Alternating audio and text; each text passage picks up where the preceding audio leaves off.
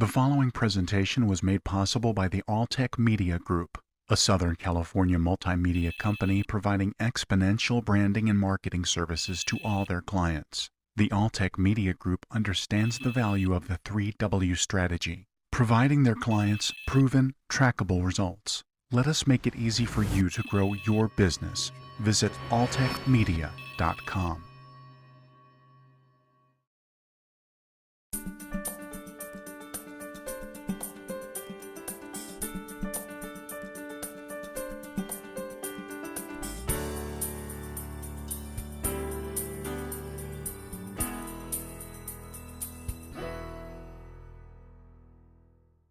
Our speaker this morning is the commander of the 163rd Reconnaissance Wing at the March Air Reserve Base.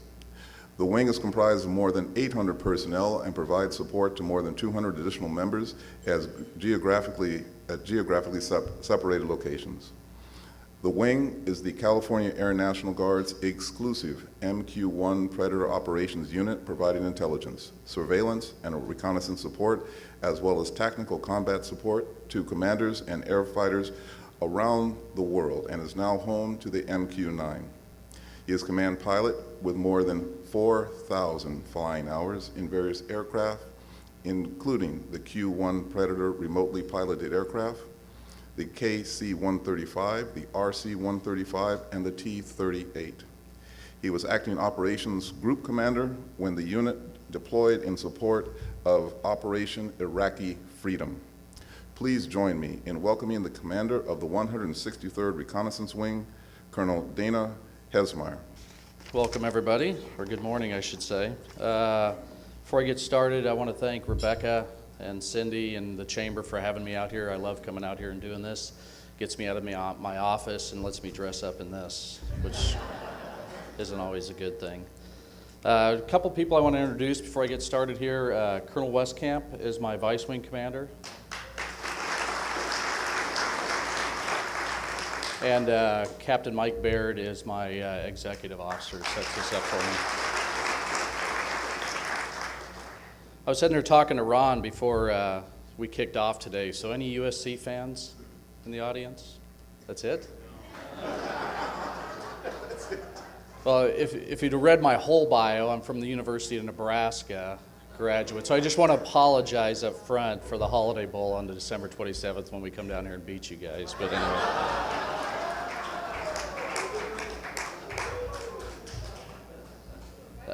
Yeah, the fighting words. No, I love coming out here. This gets me a chance to get out of my office and actually brag about the 163rd. I'm extremely proud and lucky. I think I'm the luckiest wing commander in the Air Force to command this wing. And I'm going to go over some of the stuff for those of you that haven't heard this before, some of the milestones that we actually do out at March that really that goes unnoticed. So this gives me an opportunity to come out and brag about the unit. If you didn't know, we were the first Air National Guard unit to fly a combat air patrol over Iraq back in 2006.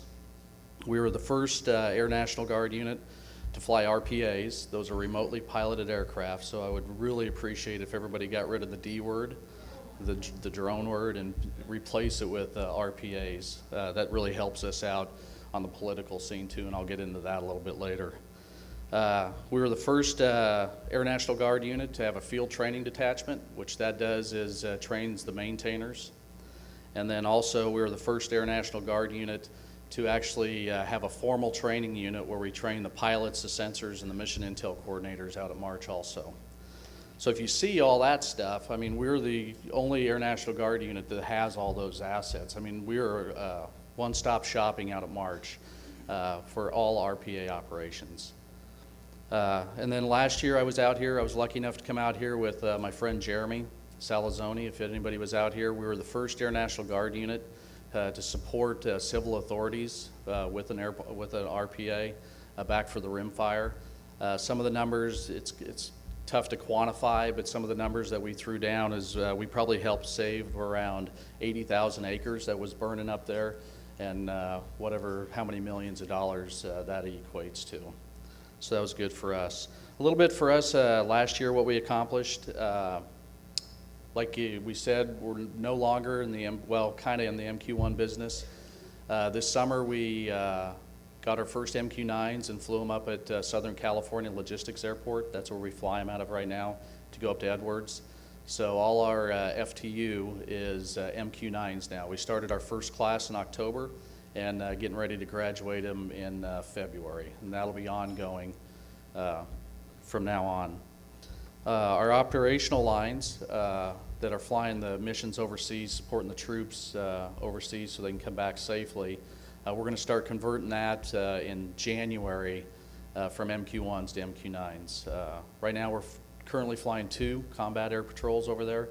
So by this summer we'll be all MQ-9s, which gives us more capability to support those troops so they can get home safely. Just last week we went over 100,000 combat support flying hours, and that started back in 2006. So any other unit, like a regular manned unit or something like that, to get 100,000 hours takes some years. It only took us about 8 years to get that. We do that 24/7, 365, and have been doing it since '06. We log it, well, I have a little website like when I'm gonna go fly or something like that, and I looked yesterday, so we've been doing this for 3,084 days today straight, so it's good. Thank you. And also, not only do we do the stuff overseas and stuff like that, but we're trying to get a little bit more involved in the community work. Right now, California Military Institute down in Paris, I don't know if anybody's familiar with it. It's a great thing for younger kids. They have over 1,000 kids in that school, and they have like a 300 person waiting list on that. So we definitely engage with those kids as much as we can, bring them out to the base, not that they're gonna go in the military, but it's just good support for us and also for them. Looking to the future is kind of why I'm here today. One of them, I gave my wing 3 priorities last week when we had our drill weekend. One of them was the community service, which I talked about, getting more involved with everybody in this room, including other wings in the state and stuff like that. The second one I charged them with was getting ready for any civil support like we did with the rimfire. It's extremely important, just like today, if everybody knows, there's big storms up there, so on my little BlackBerry last night, I probably got 15 emails saying, hey, we're gonna go ahead. They already got the National Guard ready to go to support any flooding and stuff up there. So I wanna make sure that we are ready and to support you, because that's what we're here for. Their National Guard supports you, even though we do all this stuff overseas. Our mission is to support the people of California, because that's who we work for. We work for the governor. So, and finally, the biggest thing we're gonna do is we're gonna move out of SCLA, and we're going to come down here to March and fly MQ-9s out of March. Yeah. It's kind of tough to be a wing commander and have a 12,000 foot runway and you never see your airplanes flying on it. So that's what we're going to do. So what I really need is support from everybody in this room. Me and Colonel Muncie are going to be on board in this, and we're going to go out for speaking engagements, because we know this is going to come up with some public opinion that's probably not very favorable because of that D word that's been thrown out in the media so readily when there's really not all the facts behind it. So if you want to go one more slide. So I brought just a couple slides. This is what an MQ-9 is, what it looks like and what it does. Yes, overseas we do some bad things to bad guys, but they deserve it. But back here in the States, it's here to...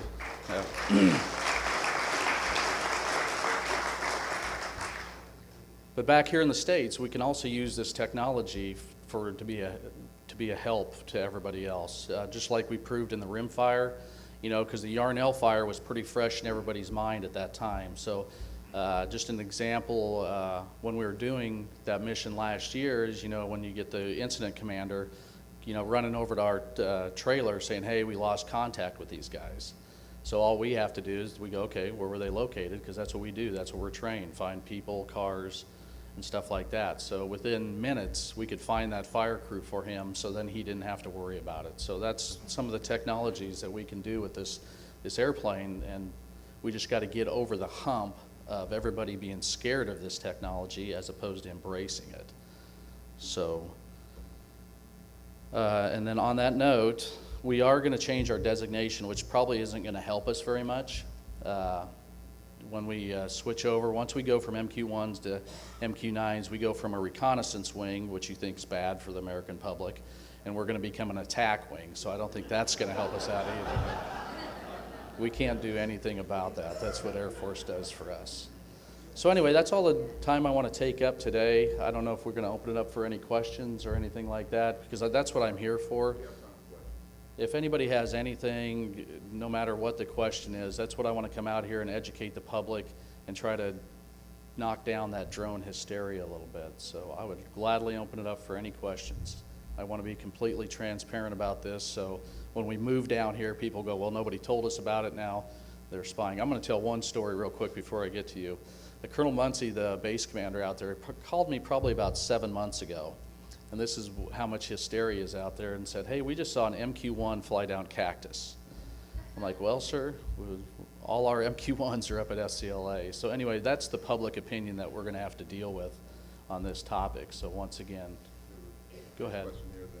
Okay. One of the questions that comes up a lot of times with general aviation pilot is flying in the corridors for general aviation and the remote piloted aircraft.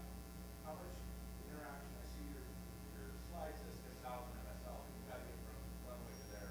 How much interaction do you think GA will have with the RPAs? We'll fly right with the GA airplane. We already got I don't know if we're really going to have a corridor per speak. It will be noted out that there'll be some RPA activity flying out of March. We're going to just go up. I don't know if we're going to spiral up to the Class A airspace above 18,000 feet, and then we'll go over towards the mountains and fly out. So we still have rules the FAA puts on us, no flying over populated areas and stuff like that. But we interact with them. We interact with them right now. Right now we have to have a chase airplane that flies along with it until it gets into restricted airspace. And we're working to get that, with some on-board sense and avoid and some ground-based sense and avoid. We're working with the AMOC, and I didn't bring that up, but that's another thing we're going to do right now, the Air Marines and Operations Center. Not only working overseas, but if we can, they've been asking, Tony Crowder's been asking me a lot, and so we're working on that right now to help secure the border, because they don't have anything over the water to help them out. So we're starting to work on that too, so we can put some eyes out over the water to find these drug boats coming in too. So. Yep. Well, I didn't want to use the B word, but that's kind of why it's talking to Cindy, and obviously that is a huge concern. So I think, and I know, moving us down from SCLA to March will help us on that BRAC. Right now, Colonel Muncie's doing an economic impact study out there to see what it would be for the city of Moreno Valley and Riverside, and we're looking somewhere over $500 million impact on the community if they close that base down. So that's another thing. If we can get MQ-1s or MQ-9s down there, that'll solidify us even more at March. And KC-46s, they're working on that too. So I think if we get those two mission sets, we hopefully will be safe. We have one more question, I think, in the middle.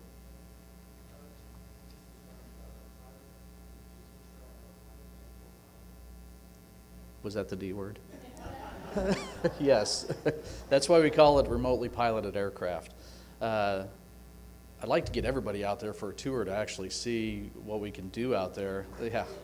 Just work with, we give tours all the time, and I will open it up. If you want to come out and do a tour, let us get a hold of Mike. Mike's the guy for the tours out there to show us that, and that's another thing. It's the education part of this, because nobody knows what we do. Yeah, so there's a pilot in control of that thing at all times. There's a pilot and a sensor at all times in the seat flying that thing. It doesn't fly autonomously. It does. It's always piloted by a rated Air Force pilot. I think that's all the time. I'm sorry. Well, thank you.